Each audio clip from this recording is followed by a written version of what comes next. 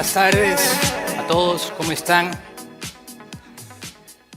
Hay un estudio que dice de la Universidad de Illinois que después de una larga jornada de conferencias, sobre todo después del almuerzo, nuestra atención está reducida casi en un 40%. Y más ahora que venimos todos de almorzar. Todo el oxígeno que debería estar en la cabecita ahorita está en el estómago. Así que para poder conectarnos, ¿verdad? Y tratar de no sentir sueño, para poder tratar de aprender cómo aterrizar pragmáticamente la sostenibilidad, entendiendo que sostenibilidad no es sustentabilidad. Sostenibilidad es el camino que debemos adoptar y sustentabilidad es el fin. Les voy a pedir que por favor, a la cuenta de 3, todos vamos a tomar una inhalación profunda para poder comenzar. 1, 2, 3.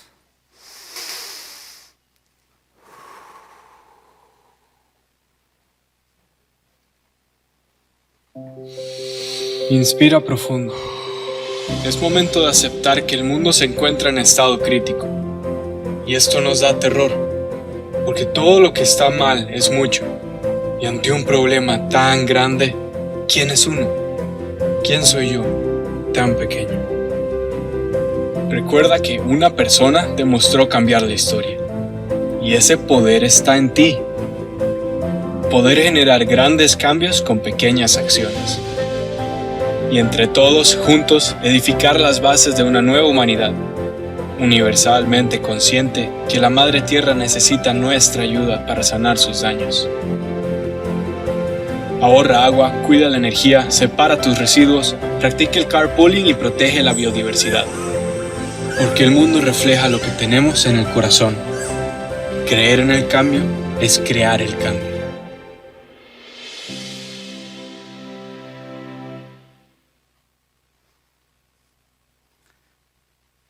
Voy a invitarlos, antes de iniciar, a una profunda reflexión.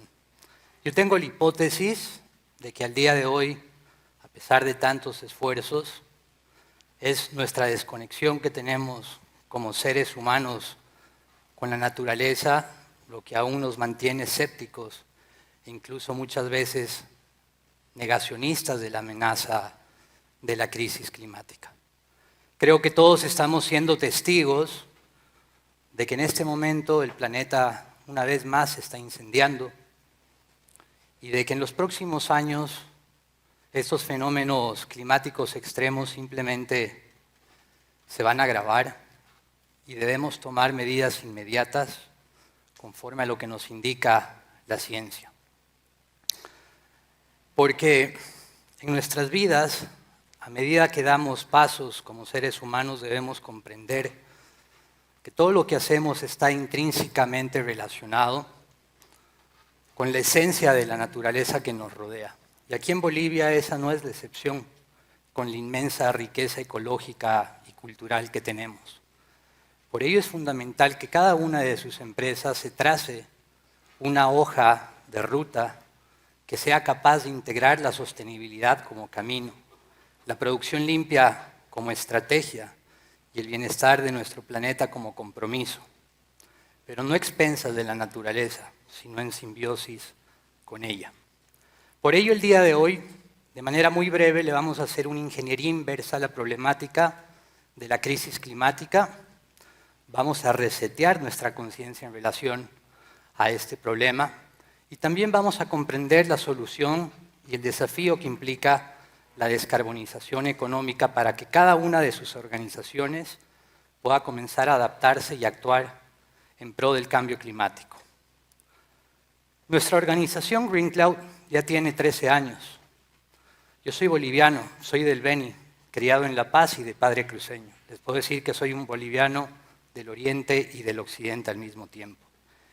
Y fue mi experiencia de vida desde muy temprana edad, en vacaciones en el Beni, en las sabanas amazónicas, lo que me permitió tener un claro entendimiento de cómo funciona la naturaleza de manera holística, así de cómo las actividades que hacemos como seres humanos pueden tener un impacto significativo sobre el medio ambiente. En el 2010 En mis últimos 6 meses de universidad, fundé esta organización con la visión de poder acompañar al gobierno de Costa Rica en su ambiciosa meta de convertirse en la primera economía carbono neutral del mundo. Y tuve que tomar una decisión importante, porque tenía la posibilidad y la comodidad de regresar al negocio de la familia, que somos ganaderos por más de 100 años también, pero decidí quedarme en ese país y apostar por algo que realmente quería hacer. Actualmente estamos presentes en 22 países del mundo, somos líderes a nivel de América Latina en materia de descarbonización económica, asesoramos a los bancos multilaterales en esta materia y a grandes corporaciones. Nosotros intentamos no señalar a ninguna de las industrias, porque estoy convencido de que cada una de sus empresas es capaz de tomar medidas y acciones para hacer algo al respecto. El impacto que estamos generando actualmente es equivalente a estar monitoreando la contaminación de 13.4 millones de vehículos en un parque automotor, y el impacto que estamos generando es equivalente a retirar año tras año 9.4 millones de vehículos en términos de reducción de emisiones de gases de efecto invernadero. Actualmente también estamos monitoreando más de 500 millones de dólares en inversiones que están ayudando a acelerar la descarbonización económica y la transición hacia un modelo de producción más limpia.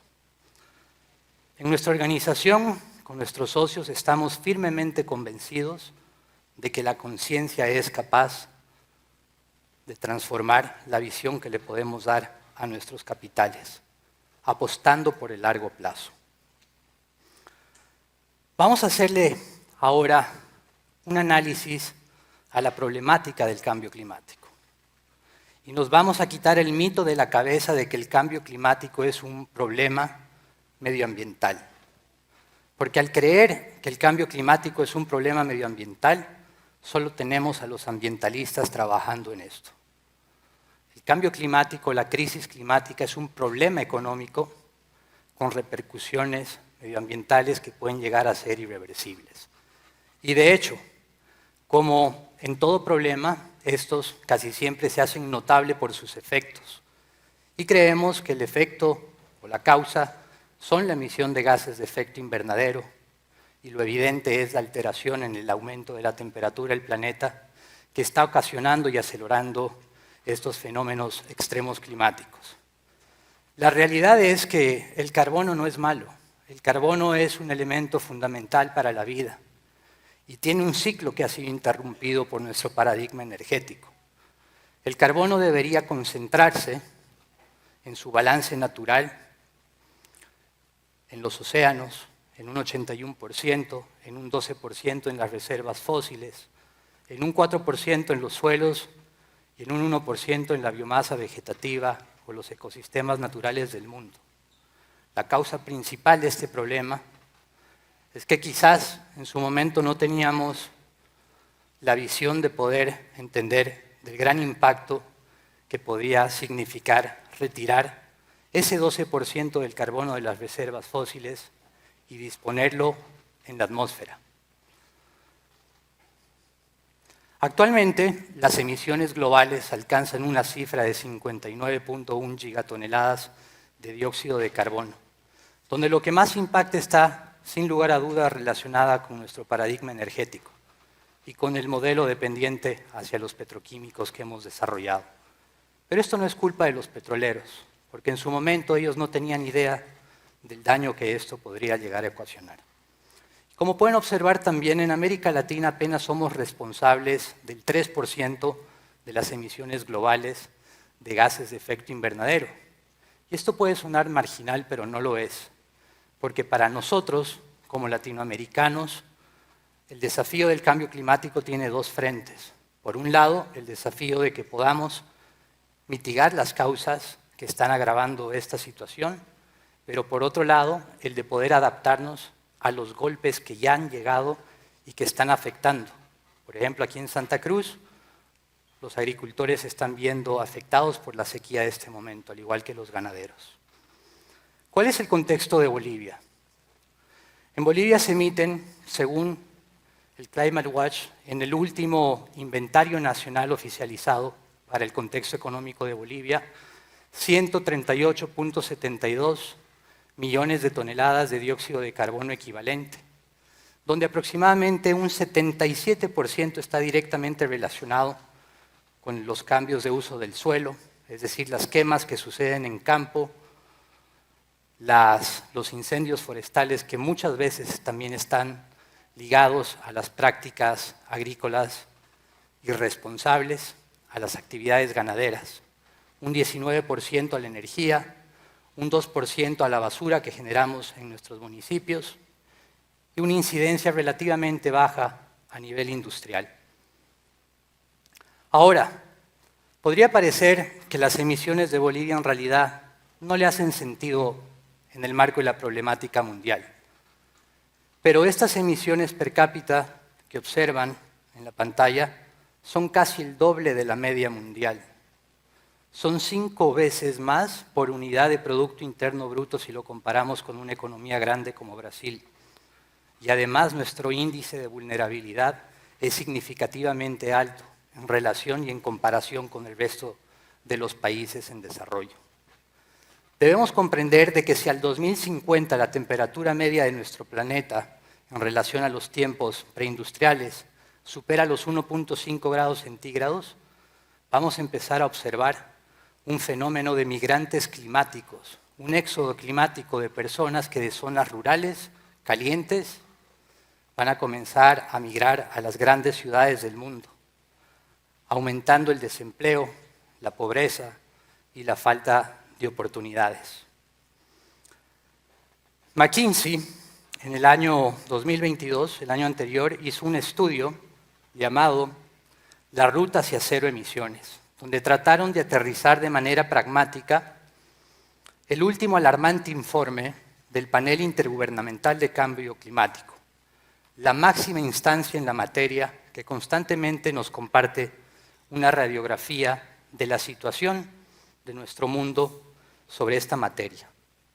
La conclusión de este estudio es que al día de hoy existe una brecha de un 90% entre lo que estamos haciendo y lo que deberíamos estar haciendo. Y si bien en ese informe ellos no plantean una solución, nos hablan de una serie de desafíos. El primer desafío es que debemos comprometer a los 7 macrosectores responsables del 85% de las emisiones de gases de efecto invernadero. Estamos hablando del sector de energía, del sector de construcción, de movilidad, el sector industrial, la agricultura, ganadería, el sector forestal y el sector de residuos. Esas burbujitas que ven ahí representan qué tanto impacta cada uno de estos sectores en cuanto a la emisión de los gases de efecto invernadero responsables actualmente del calentamiento global. Otro de los grandes desafíos que atravesamos como humanidad es que para limitar el aumento de esta temperatura de 1.5 grados en visión al 2050, tenemos que incrementar nuestras inversiones en activos físicos de bajas emisiones en casi un 61% anual, y esta cifra desde el año anterior. Es decir, pasar de una inversión mundial de 5.7 trillones de dólares a 9.2, reasignando los montos actuales hacia activos de altas emisiones, primero hacia bajas emisiones, y estos 3.5 trillones adicionales que necesitamos para combatir este problema, en un 100% deben ser reasignados hacia activos físicos de bajas emisiones. Es decir, el desafío es monumental y no solo implica el compromiso por parte de ustedes, sino de las instituciones financieras para que puedan financiar la transformación que debe hacer cada una de sus instituciones. También va a ser un desafío que va a generar un desempleo de 185 millones de personas en los próximos 30 años, principalmente en los sectores relacionados con la energía. Lo bueno es que finalmente vamos a ganar otros 200 millones de puestos de trabajo y el balance va a ser positivo. En esta lámina no me voy a detener mucho. Si quieren, tómenle una foto, pero aquí pueden observar ciertos enfoques estratégicos de lo que podemos hacer en cada uno de los 7 macrosectores que inciden sobre el 85% de las emisiones globales. Ya no estemos en tiempos para discutir sobre qué podemos hacer, sino que estamos en un tiempo donde tenemos que comenzar a tomar la decisión de si vamos a ser parte de este nuevo paradigma ecoeficiente o si vamos a seguir en el viejo paradigma del cortoplacismo. Y aterrizando sobre cómo podemos abordar la descarbonización dentro de nuestros ambientes organizacionales, debemos familiarizarnos con este concepto que significa carbono neutralidad. En términos muy simples, la carbono neutralidad es una estrategia de coeficiencia empresarial u organizacional que lo que busca es que cada una de sus organizaciones sea capaz de internalizar el hábito de medir, reducir y compensar las emisiones de gases de efecto invernadero o la huella de carbono organizacional que está directamente relacionada con sus actividades económicas. ¿Y cómo se hace esto?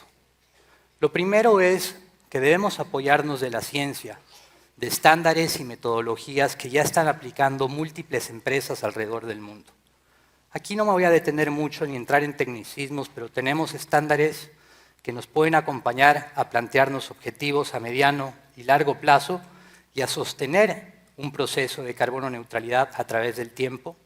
Y también tenemos metodologías que son capaces de facilitarnos la medición de nuestra huella de carbono organizacional para poder establecer un año base de referencia sobre el cual podamos proyectar nuestros objetivos de mitigación en búsqueda de esa sustentabilidad.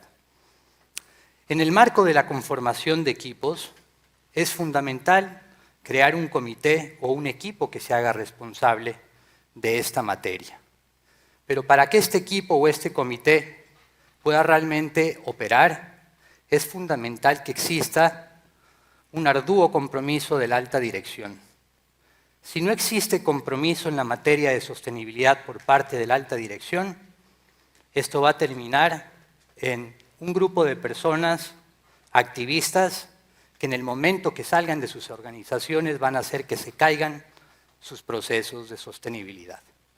Por ello es importante incorporar este tema no como una tendencia, sino como una estrategia que ha llegado para quedarse. Hay 2 roles fundamentales que debemos tomar en cuenta en estos equipos ambientales.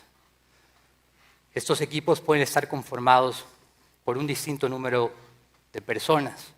El primer equipo debe ser responsable de recopilar la información de nuestros procesos para que constantemente podamos tomar esa radiografía ambiental de cómo va nuestro desempeño ambiental desde una perspectiva de acción climática.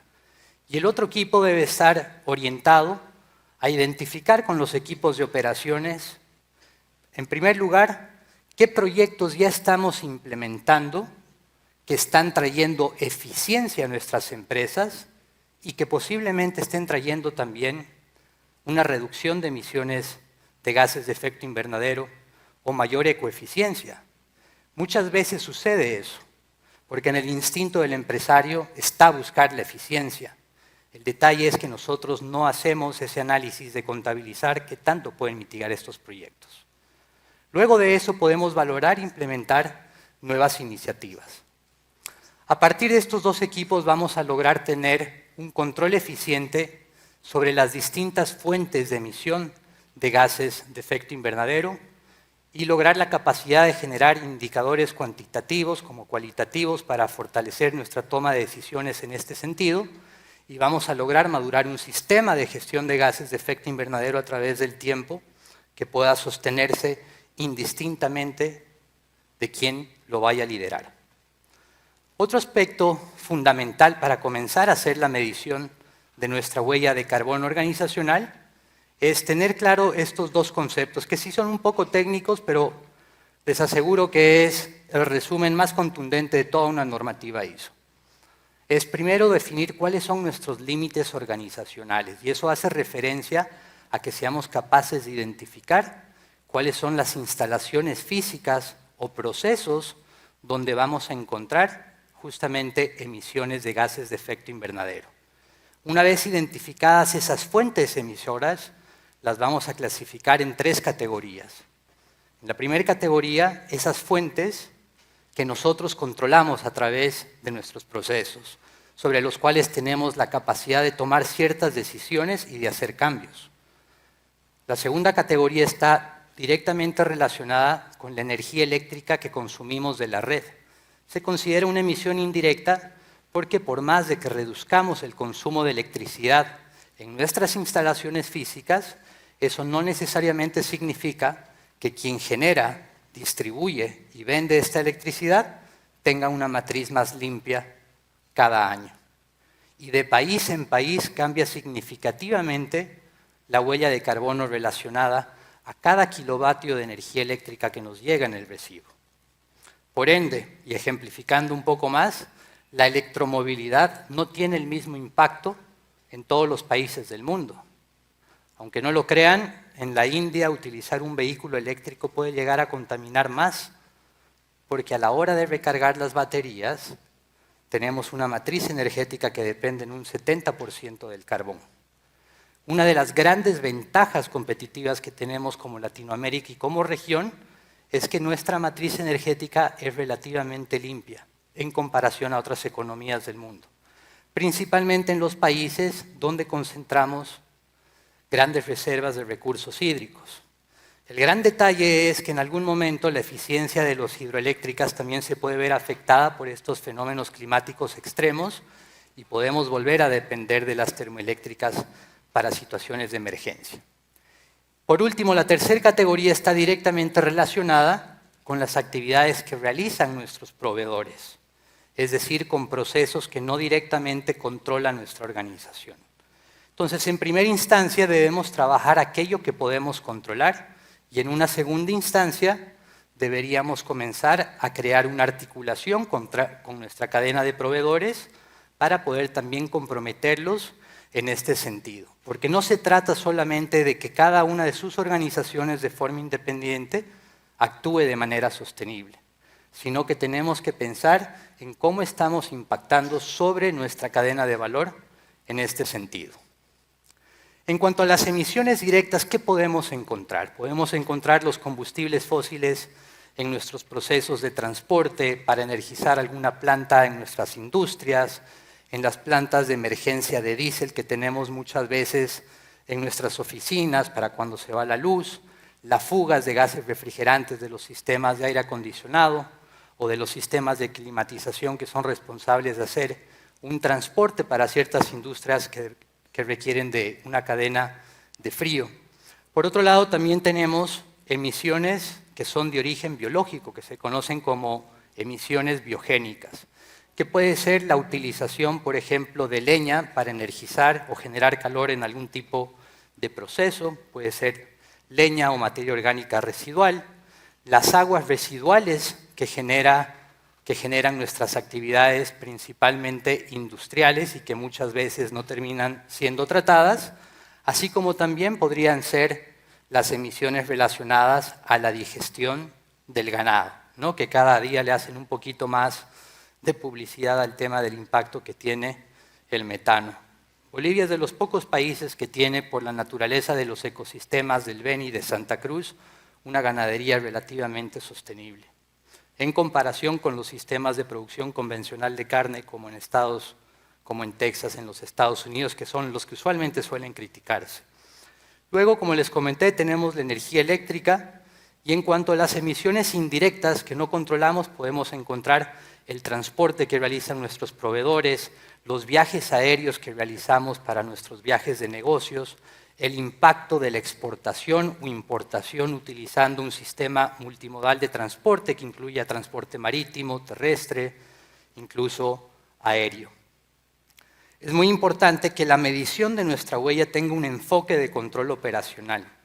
Eso significa de que los datos de actividad que finalmente debemos usar para medir la huella deben ser totalmente representativos de la situación actual de nuestra organización. Y es fundamental que esa línea base que nosotros establezcamos también refleje la realidad del contexto actual de nuestras operaciones. ¿Qué podemos hacer? Muchas veces existe el mito de que para reducir nuestro impacto tenemos que incurrir a la tecnología, y no necesariamente. El primer paso es trabajar sobre nuestra cultura organizacional. Existen muchos malos hábitos que podemos llegar a corregir, y aquí les muestro una serie de ejemplos. Por ejemplo, esto que ven acá son datos que representan una media en Latinoamérica. En realidad esto podría variar de país en país, pero el objetivo es que comprendan de que existen ciertas iniciativas que podemos llevar a cabo que reducen nuestro impacto, como apagar los monitores de nuestras PCs o laptops en los horarios de almuerzo, puede llegar a reducir hasta 2.30 de kilos de dióxido de carbono equivalente por año por equipo. Aprovechar al máximo la luz natural en los espacios físicos dentro de nuestras oficinas. Esto puede ayudarnos a reducir aproximadamente 2.44 kilos de dióxido de carbono equivalente por metro cuadrado de oficina.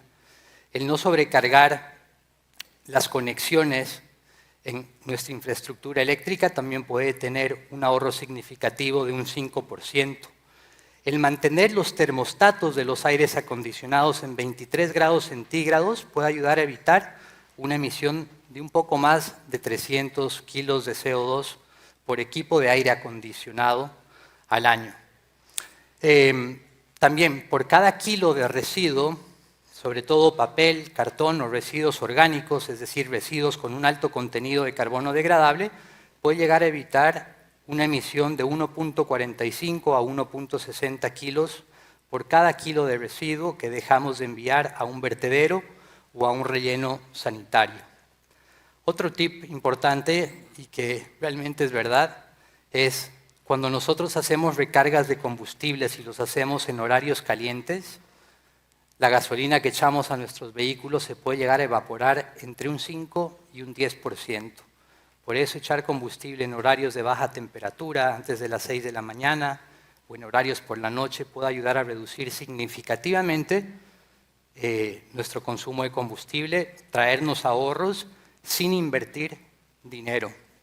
En la agricultura, sobre todo en la agricultura convencional, llevar a cabo prácticas de agricultura de precisión, como hacer muestreos de suelos para ver cómo están los nutrientes por cada espacio que tenemos, por ejemplo, en una propiedad agrícola, nos puede permitir hacer una nutrición adecuada en base realmente a las necesidades del suelo y dejar de lado esas recetas convencionales que nos dan muchas veces las tiendas comerciales de que tenemos que aplicar parejo a los suelos.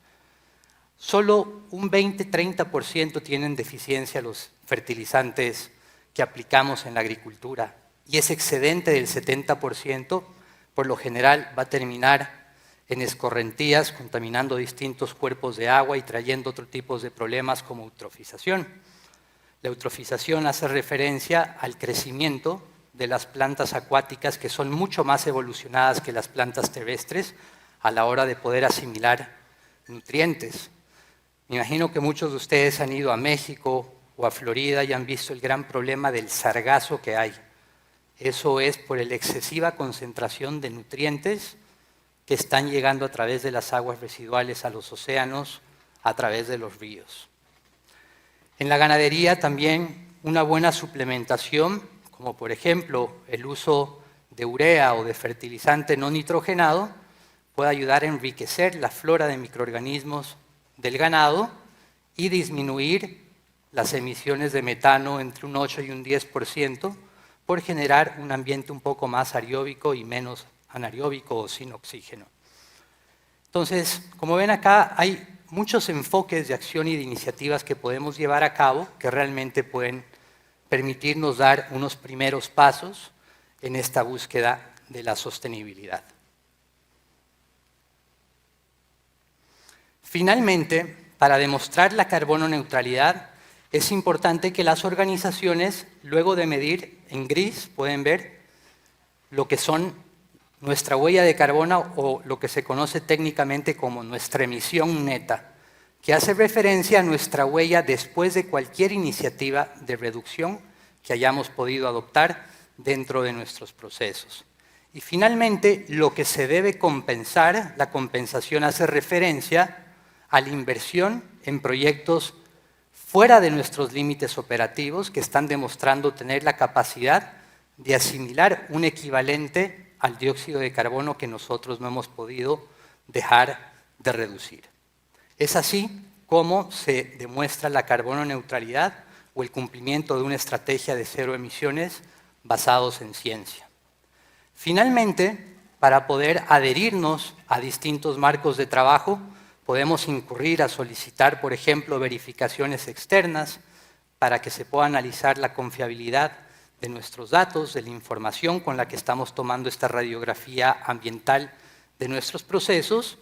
Y por último, podemos participar de iniciativas como los Objetivos Basados en Ciencia o el Carbon Disclosure Project, que son iniciativas que de alguna forma buscan reconocer las metas que se están planteando las organizaciones en esta dirección.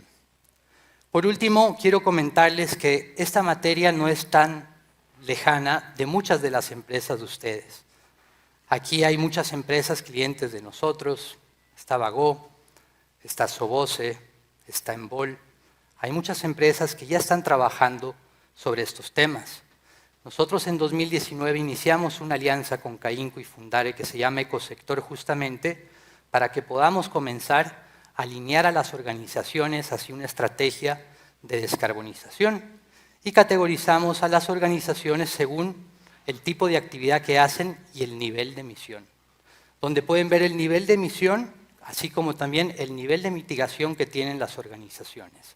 Es decir, la mayoría de ellas no solo transparenta cuánto contaminan, sino que también no tienen miedo de decir qué tanto están contribuyendo para poder lograr ese balance.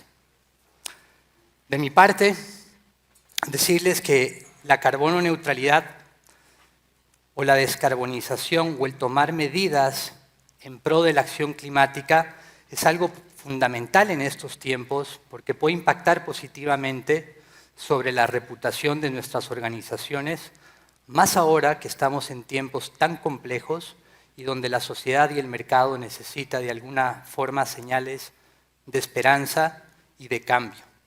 Esto también favorece el desarrollo sostenible de nuestras organizaciones a través del tiempo. El Pacto Global, por ejemplo, de la Unión Europea va a comenzar en los próximos años. Y son muy pocas las empresas de América Latina que producen alimentos que están alineadas a estas buenas prácticas, porque en unos pocos años quienes no se alineen a esto no van a poder exportar justamente a estos países. Y otro aspecto fundamental es llegar a lograr alinear nuestras metas y objetivos como empresas con las contribuciones determinadas a nivel nacional, que es el término técnico que le ha puesto Naciones Unidas a los compromisos que ha asumido cada país del mundo ante el Acuerdo de París. Entonces es fundamental que también nosotros sepamos cómo podemos como empresa articular nuestros objetivos al objetivo un poco más macro, en este caso, el de Bolivia. Finalmente quiero cerrar diciéndoles que las pequeñas acciones generan grandes cambios y tal cual lo dije en la invitación para este evento, es una frase que siempre la repito. La sustentabilidad no se trata únicamente de convertir el mundo en un mejor lugar, sino de transformar nuestra mente y nuestra conciencia en un mejor lugar para ver el mundo y poder ver cambios reales. Muchas gracias.